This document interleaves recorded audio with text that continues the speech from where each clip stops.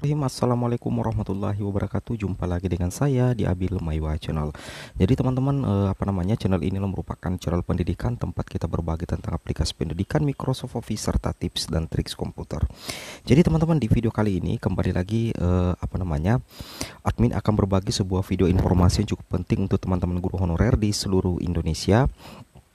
Adapun judul video admin di sini adalah berkaitan dengan postingan admin di tab komunitas kemarin, yaitu yang berkaitan dengan wawancara. Jadi teman-teman guru honorer itu tentunya tidak boleh istilahnya memandang remeh yang namanya tes wawancara, teman-teman ya. Dan tentunya sebagai guru ASNP 3K atau calon guru ASNP 3K, teman-teman bisa menuntaskan semua tes kompetensi yang diberikan oleh Kemendikbudristek kepada teman-teman sekalian. Nah, di video kali ini kita akan mencoba memprediksi kira-kira bagaimana sih sebenarnya soal wawancara itu beserta dengan jawaban yang paling bagus ya. Di sini admin sudah siapkan dari Mahardika Indonesia. Ini berkaitan dengan soal wawancara teman-teman ya. Di sini teman-teman perhatikan soal wawancara P3K 2021 teman-teman ya. Di sini ya. Nah, ini saya perbesar sedikit. Ya, di sini jelas ya, sudah jelas teman-teman ya. Kita setel dulu seperti ini. Nah, ini sudah tampil soal wawancara P3K 2021. Pertanyaan dan jawaban terbaik. Mungkin teman-teman sudah banyak yang mengetahui hal ini. Di sini yang pertama itu adalah terkadang soalnya seperti ini. Apabila Anda diangkat menjadi pegawai ASNP 3K, apakah Anda bersedia ditempatkan di seluruh wilayah Indonesia? Berikan alasan Anda. Nah, di sini ada jawaban terbaiknya teman-teman ya. Saya bersedia ditempatkan di mana saja karena saya merasa menjadi bagian dari masyarakat Indonesia. Saya tidak membeda-bedakan tempat kerja dimanapun saya bekerja dan saya akan tetap profesional ya. Profesional menjalankan tugas seperti itu ya. Nah, ini untuk yang pertama ya. Jadi nantinya kemungkinan besar itu disesuaikan dengan buku panduan ini, disesuaikan bahwa kemungkinan besar ya, ini prediksi admin tersendiri ya, prediksi saya secara pribadi, bisa jadi tes wawancaranya nanti itu berkaitan dengan P3K teman-temannya, tentunya seperti itu ya, berkaitan dengan P3K. Apakah teman-teman itu siap ditempatkan di seluruh wilayah Indonesia atau bagaimana? Teman-teman itu diwajibkan untuk menjawab. Nah, seperti itu. Dan menurut kisi-kisi dari Kemendikbud, untuk soal P3K khusus wawancara itu kalau tidak salah itu berbentuk tulisan teman-teman ya. Meskipun di live Zoom di Kemenpan RB itu dalam bentuk pilihan ganda, tetapi teman-teman tidak usah pusingkan hal tersebut. Silakan teman-teman pelajari kisi-kisi yang admin tampilkan di sini. Nah, ini akan bisa menjadi referensi terkuat bagi teman-teman untuk bisa lolos menjadi guru ASN P3K di tahun 2021. Apapun admin akan lakukan untuk teman-teman sekalian ya.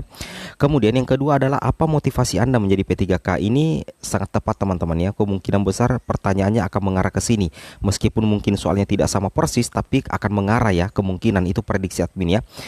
Jawaban terbaiknya kalau pertanyaan apa motivasi Anda menjadi P3K, di sini ada dua, yaitu saya ingin menjadi P3K atau pegawai P3K agar satu ingin mengabdikan diri menjadi PPK untuk negara dan melayani masyarakat. Seperti itu teman-teman ya.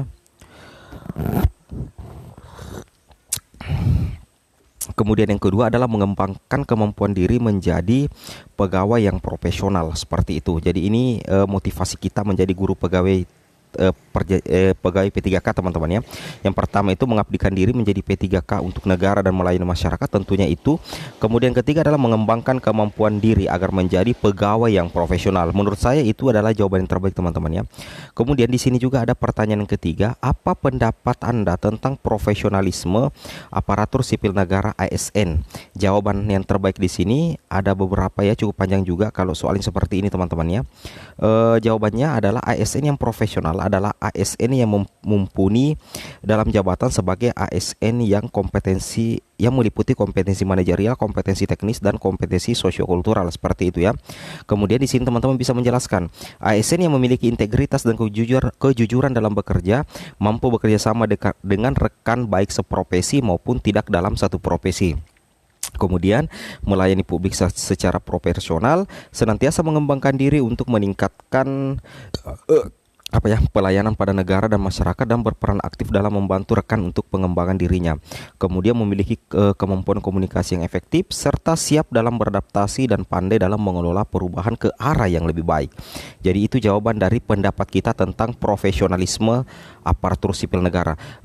Sekedar saran teman-teman, ini soal wawancara itu belum tentu masuk di soal wawancara yang sebenarnya nanti, tapi ini bisa menjadi referensi terkuat bagi teman-teman. Jangan sampai ada yang berkaitan jawabannya dengan pertanyaan yang akan diberikan di tes yang sebenarnya. Jadi ini teman-teman harap catat ya, harap catat, kuasai materinya ini. Kemudian berikutnya di sini masih ada ya, berani mengambil keputusan yang tepat, menjalankan tugas dengan baik dan berorientasi hasil, dan memiliki kemampuan sesuai dengan jabatan yang diemban atau kompetensi teknis, dan memiliki jiwa sosial dan terbuka dalam perbedaan. Itu namanya sosiokultural ya. Bisa jadi nanti pertanyaan berkaitan dengan manajerial, berkaitan dengan sosiokultural seperti itu untuk diwawancara teman-teman ya. Kemudian di sini juga, apa pendapat Anda tentang guru profesional? Ya, di sini ini pertanyaan sangat umum ya, bisa jadi muncul nanti di soal wawancaranya teman-teman ya. Ini harus dikuasai ya. Bisa saja muncul, bisa saja juga tidak, tapi sebaiknya ini kita jadikan referensi seperti itu ya, karena ini adalah pertanyaan yang umum yang sering diujikan di setiap tes-tes yang ada di dalam dunia pendidikan seperti itu ya. Di sini soalnya, apa pendapat Anda tentang guru profesional? Jawaban terbaiknya adalah guru profesional adalah guru yang memiliki 4 kompetensi jabatan. Nah, ini maksudnya teman-teman. Jadi guru profesional itu adalah guru yang memiliki 4 kompetensi jabatan guru. Yaitu yang pertama teman-teman adalah kompetensi pedagogik, kemudian kedua kompetensi profesional, kompetensi kepribadian, dan kompetensi sosiokultural seperti itu teman-teman ya. Jadi seperti itu. Nah, jadi memang kalau guru profesional itu nanti dikatakan guru profesional kalau dia memiliki 4 kompetensi. Yang pertama kompetensi pedagogik, kemudian kompetensi profesional, kepribadian, dan tentunya kompetensi sosial. Kemudian berikutnya adalah kompetensi pedagogik guru adalah kemampuan atau keterampilan guru yang bisa mengelola suatu proses pembelajaran teman-teman ya, atau interaksi belajar mengajar dengan peserta didik. Mengapa Anda memilih profesi guru? Seperti itu ya. Nah, seperti itu. Kita lanjut teman-teman ya. Di sini banyak sekali ini teman-teman perhatikan ya, ada penjelasan dari kompetensi kepribadian, kompetensi profesional guru, dan kompetensi sosial ya, berkaitan dengan keterampilan komunikasi. Di sini lengkap teman-teman ya. Kemudian di poin 5, apakah pendapat Anda tentang pengajar dan pendidik? Apa perbedaannya? Nah, ini bisa jadi juga masuk teman-teman ya, karena di sini tentunya beda ya, pendidik dengan pengajar ada perbedaan mendasar teman-teman. Jadi ini cukup penting diketahui oleh teman-teman guru. Yang sampai ini ditanyakan ya, admin tidak menjamin bahwa ini yang ditanyakan, tapi jangan sampai itu ya, kita bingung juga kalau kita tidak pahami. Jadi di sini teman-teman harus pahami apa sih perbedaan tentang pengajar dan pendidik. Nah, jawabannya adalah seorang pendidik itu sudah pasti bisa mengajar teman-teman ya. Itu yang harus teman-teman pahami, bahwa seorang pendidik itu pasti bisa mengajar, namun pengajar belum tentu bisa mendidik. Itu perbedaan mendasar.